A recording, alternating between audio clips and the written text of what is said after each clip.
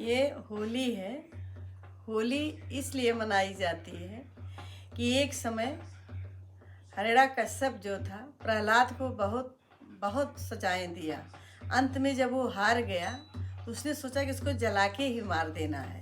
तो उसने अपनी बहन होलिका से कहा कि बहन, तुम्हें ब्रह्मा जी द्वारा आशीर्वाद है कि तुम शीतल चीर ओढ़ के बैठ जाओगी, तुम नहीं जलोगी, ये हमारे जो ज़िंदगी का काल है ये जल जाएगा। इस प्रहलाद को मैं नहीं रखना चाहता हूँ। तो होलिका ने कहा हाँ भैया, हमको ये वरदान है। और वो जितने नगर की लकड़ियाँ थीं सब उस पर लगा दिया गया कि इतना ज़्यादा लगाओ कि आज प्रहलाद जली ही जाए। चिता बना दी गई और होलिका बड़े हर्ष के साथ उस पर बैठी कि मैं तो बची रहूँगी, शीतल चीर ओढ़ी हूँ, और ये प्रहलाद जल जाएगा, मेरे भाई का काम भी हो जाएगा। जब वो लेके चिता पर बैठी तो प्रहलाद बहुत प्रसन्न चित्त थे। प्रहलाद ये सोच रहे थे, अभी मेरे ईश्वर को नहीं जान रही है मेरी बुआ और मेरे बाप कि जहाँ भी हरि ही सत्य है।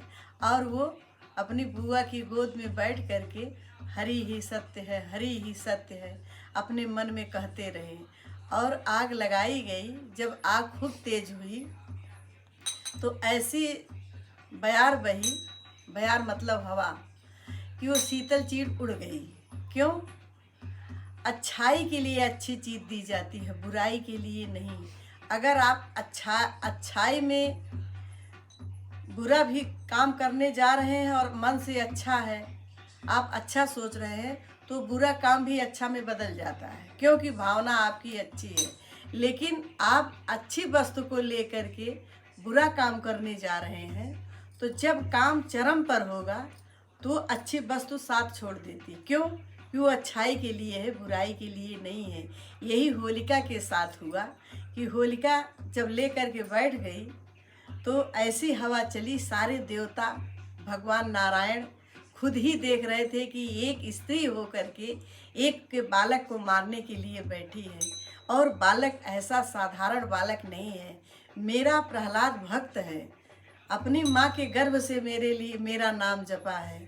इसलिए उन्होंने ऐसी हवा बहाई, पवन से कहा कि पवन जाइए 49 रूप में बह जाइए कि जिससे कि इसकी शीतल चीर उड़ जाए और हमारे प्रहलाद बच जाए, होलिका जल के राख हो जाए।